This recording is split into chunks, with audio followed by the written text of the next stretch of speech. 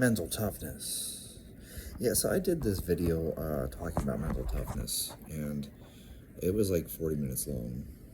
So instead, what I'm going to do is I'm going to do it again, but I'm going to give you guys a summary instead and make a few points and give you some resources here. So first off, mental toughness is total bullshit in terms of the way that we discuss it currently. So is there a such thing as mental toughness? Yes, there is.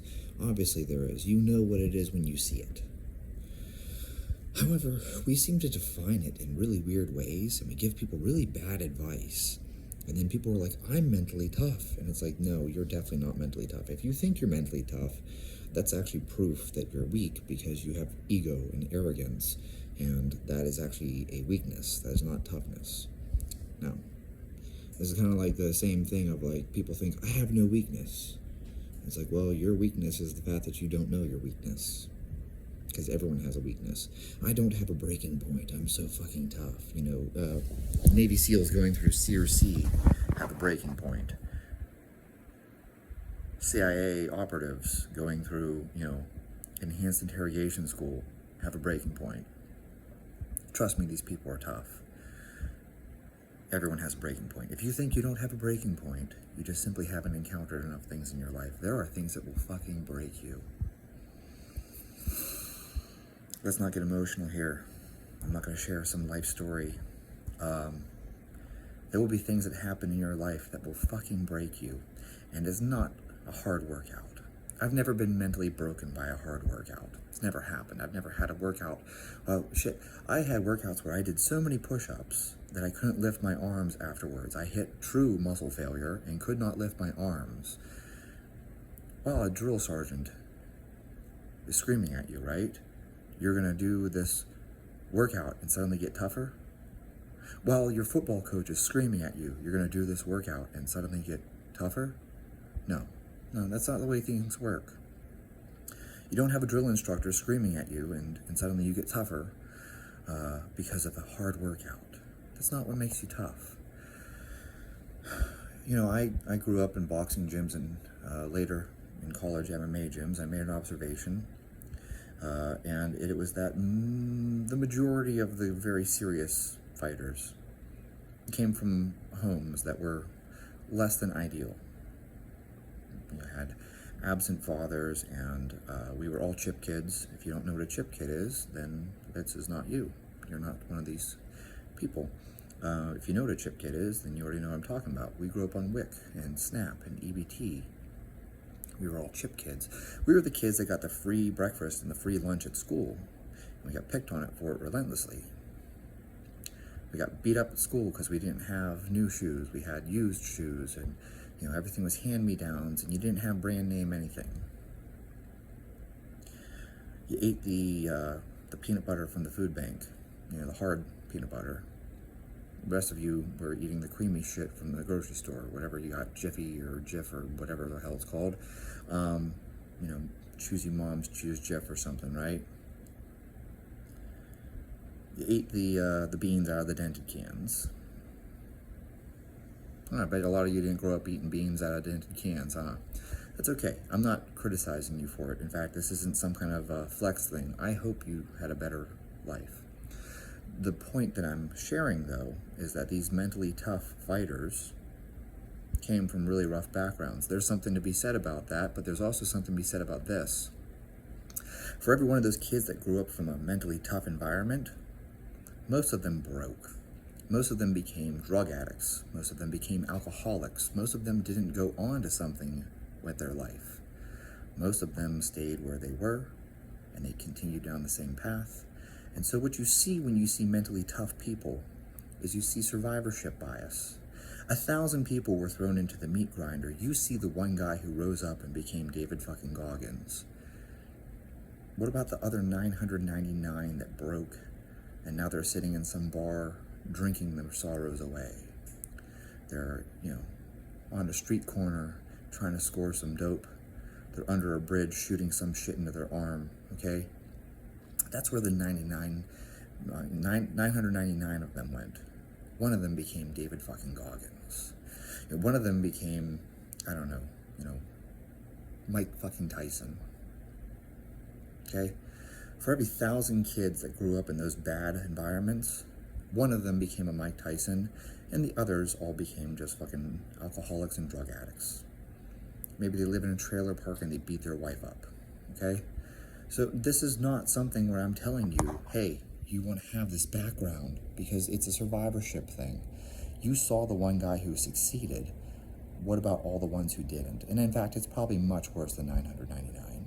There's probably one Mike Tyson for every million, okay? There's one David Goggins for every million.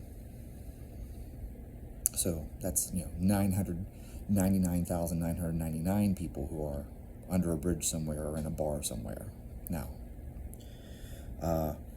back to my point about mental toughness, you're not developing mental toughness from a hard workout. And these football coaches being like, we're doing mental toughness training, we're doing Navy SEAL training. Navy SEAL training does not make you mentally tough. Navy SEAL training weeds out the mentally tough from the mentally weak. The mentally weak fail, they break, and they disappear. That's why the attrition rate is as high as it is. You take 1,000 guys and you put them through the meat grinder, and one of them comes out at the end. That guy was already mentally tough before he even started. Now he's a Navy SEAL. It's a weed out program. It's an attrition program. SFAS, BRC, you name it, your selection schools, they are there to weed people out. You don't become fit by going through Hell Week. Hell Week just simply weeds out the people who weren't fit. Okay?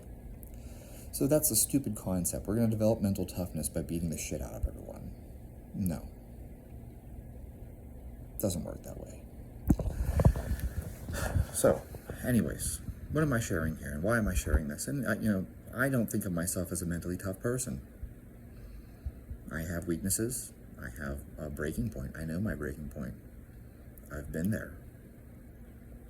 I have experienced it the hard way. It hit me so hard, I went 10 days without sleep or eating because I had no appetite at all and I couldn't sleep. So when you hit your breaking point, you're going to find out a lot about yourself. And it's not important what your breaking point is, because everyone has one. So what's more important is how you respond to it. And the first thing I'm going to talk about here is, so this is hard for me to teach other people, actually. This is very difficult for me to teach other people. As my wife tells me all the time, she thinks that I am the most mentally tough person she's ever met. And I appreciate that. And I hear it on a regular basis. I've had other guys tell me that they think I'm an alpha male or that I'm mentally tough or whatever it is. I've had guys complain to me. I've had guys lament to me. Whenever I try to give them advice and give them help, they're like, fuck you, Chad, not everyone's like you. And so I appreciate the fact that perhaps I'm a little tone deaf, because this is something that I developed over the course of my childhood and into adulthood. So it's hard for me to teach this to other people, but I've had to learn how other people develop it. And so one of the things I'll recommend to you is something called Stoicism. You're probably already familiar with it. The thing is, for me, whenever I came across Stoicism, I was like, yeah, this is all the stuff I already do. So, none of it was new to me. Yeah, the wording sounds really pretty. They word things very, very well. They're more articulate than I am, because I'm not an articulate person. I'm a blunt object. But the reality is, it's kind of like, there's this quote, I don't know if it's Epictetus or whoever the fuck it was. It was like, if it's endurable, then endure it. And I've always said, even before I ever read that, you are faced with the unbearable, but yet you're still not dead. Therefore, you are bearing it. So you think it's unbearable, but the very fact that you're not dead is proof that you're bearing it. So it is bearable. And these are things that I've said myself for years now, before I ever even heard of Stoicism, Marcus Aurelius, Epictetus, these individuals. I already had these beliefs in place. So I'm still going to recommend that you read it, because if you aren't someone who arrived at those conclusions on your own, it will benefit you to read those things. The next one I have for you is Man's Search for Ultimate Meaning. It's by Viktor Frankl. And I am recommending that you read Man's Search for Ultimate Meaning instead of Man's Search for Meaning. Yes, they're both by Viktor Frankl. Ultimate Meaning was the updated version. Again, when I read this, it was basically just hearing my own thoughts back to me. But that's cool, because it kind of just affirmed things that I already believed, things I already knew.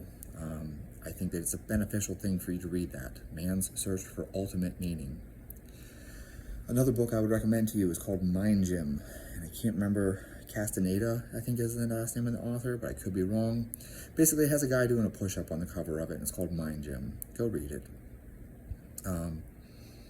Again, I read this, and I was like, yep, these are the things that I already believe and the things I already practice, but I recommend it to you if you aren't already doing those things.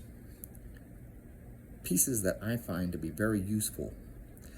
Anything by Stephen Hayes. Stephen C. Hayes, Get Out of Your Mind and Into Your Life. It's Acceptance and Commitment Therapy. The Liberated Mind. That's another good book. Stephen Hayes is, very... he writes well, so read it, okay? Same thing for Russ Harris. The Happiness Trap is probably the lowest point of entry. That's an easy read.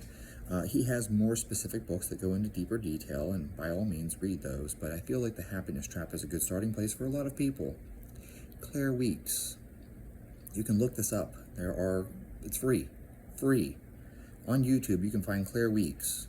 And she talks about things like leaves on a stream, watching them go past you, right? And your thoughts. You cannot control your thoughts. Do you realize that? You can't think your way out of it. You can't think your way out of a bad emotion. Your thoughts and your emotions are not within your control. They're not. You're going to have thoughts. You're going to have emotions. Your reaction to those things, how you respond to those things, is what determines what happens next. So let's just take something personal for me. This is weird even sharing this. I found out the hard way that apparently I'm claustrophobic, and I had no idea, because I had never had claustrophobia in my entire life until you find yourself in a situation that's really, really small. So, maybe you're claustrophobic in an MRI machine. I assure you, there are things that are smaller and tighter and scarier than an MRI machine. Somebody puts you in a box and starts burying you alive, suddenly you become claustrophobic. So there are varying degrees. Some people are claustrophobic in a car. Some people are claustrophobic in a plane. Some people get claustrophobic in a small room, okay? Whatever it is, there are varying degrees. You could end up having someone stick you in a fucking coffin. You might get a little claustrophobic when they close the lid. You've never experienced claustrophobia till this moment, and you have no control over that. You can't just think your way out of it. You can't think your way out of it and be like, oh, you know what? There's enough oxygen in here that I can survive for another 5 minutes. It doesn't work that way. Think of any time that you've been scared to death. Were you able to just oh, no, I'll just think my way through it? No, it doesn't fucking work that way. Emotions. Your dog dies. Can you just be happy? Just be happy. It's like these people that tell you you're not depressed, you just think you're depressed. And it's like, no, my dog fucking died. In my arms, she bled to death. This feels pretty fucking awful. You don't control your thoughts. You don't control your emotions. The things that you feel, the things that you think are going to happen to you. What matters is the response. You're going to pause, and you're going to respond. You're going to choose how you respond. Okay? So that's why I think that certain things like mindfulness are actually beneficial. You learn to be mindful. You ground yourself. Grounding is a thing. Breathing. Yeah, I know it sounds so dumb, and yet read something about Navy SEALs and box breathing. Oh, that's interesting. You can bring your heart rate back down through box breathing. I'm going to recommend a device to you if you have money. I don't. There's a product called HeartMath. I think it's a HeartMath 2. And this will teach you how to control your heart rate variability, and you can create what's called coherence. Okay? Stephen Porges' Polyvagal Theory, that's a book. You guys can read that. I think Deb Diana, I think it's Deb Dana, is the other author that writes about polyvagal theory. You should read this. You should understand that your heart, it has a coherence with your brain. When you're in a stress state, your heart does weird things. Oh, but you already knew that. You can't control that.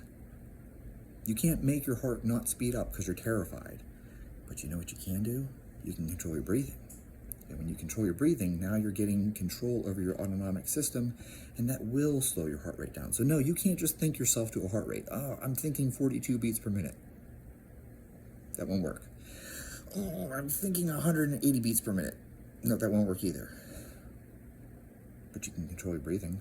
And if you control your breathing, you can slow your heart rate down.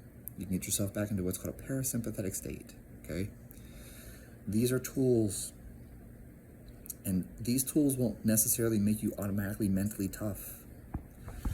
There are a few things in life that are going to make you as mentally tough as really bad experiences and getting through them. Watching my dad suffer with lymphoma. Watching my dog suffer with osteosarcoma. My dog dying in my arms. My dad dying in my arms. My friend being cut in half by a pressure plate. Oh, I'm talking about things that I shouldn't be talking about, right? I should not talk about these things, and I'm going to talk about these things because they're exactly the kind of things I don't want to talk about. You can take control over things instead of you avoiding them. If you avoid things, you are going to fuck yourself over. Let me teach you a trick about the MRI machine. You get into an MRI machine, you have a panic attack. Yeah, sure, you come out. You are going to get back in that machine as soon as you possibly can. So like, as soon as you calm yourself down and you catch your breath and you're like, okay, don't cancel this and come back another time. Get right back in that fucking machine. You have a panic attack on a plane. Unfortunately for you, you can't get out. It's gonna land. And you know what you're gonna do? Immediately schedule another flight and get on another flight. Don't be like, oh, thank God it's over, and go to your next destination. Get on the next flight. Find the next flight, book a next flight, get on the next flight. You need to get right back in as soon as possible. If you get out of that MRI machine and you don't go back in, you have created this now as a new pattern. You can escape it. Avoidance.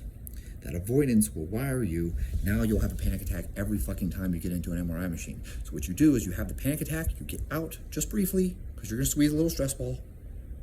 They're going to let you out. You're going to be like, wow, that was really weird. Like, I felt like I was overheating. I thought I was having a heart attack. I couldn't catch my breath. Yeah, whatever. Calm down. Get right back in. What's weird is that it's not going to be nearly as bad as it was the first time. Your first panic attack is the worst one, and I have a trick for you. When you have this panic attack, I want you to try to make it worse, on purpose. You're going to be like, I'm having a panic attack, I'm going to have a heart attack. Try to actually get yourself even more agitated on purpose. Make it worse.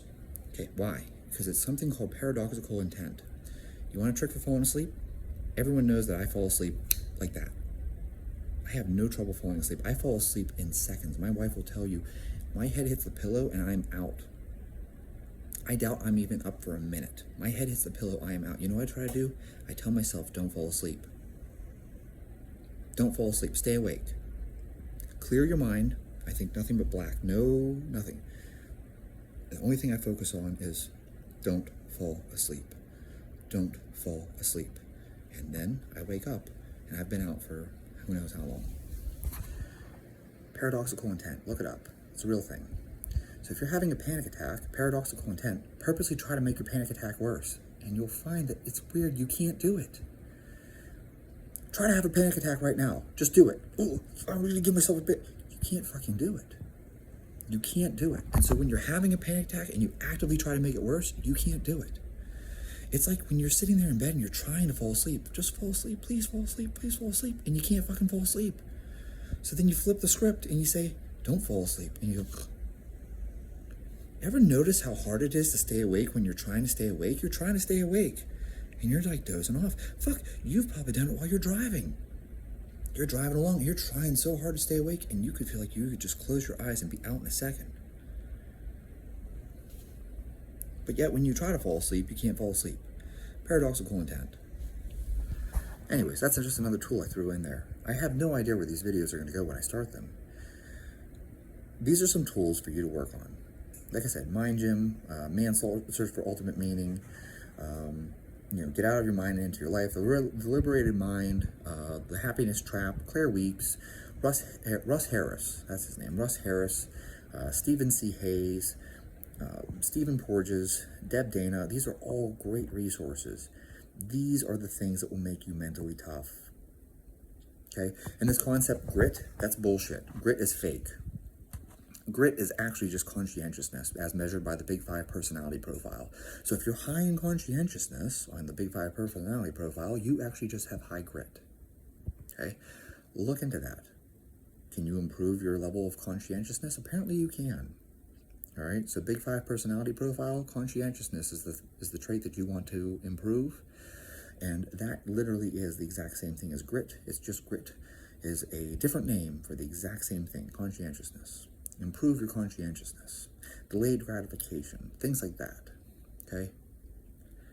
You can develop mental toughness, and there are things in life that are going to happen that are going to build mental toughness, because just like a muscle,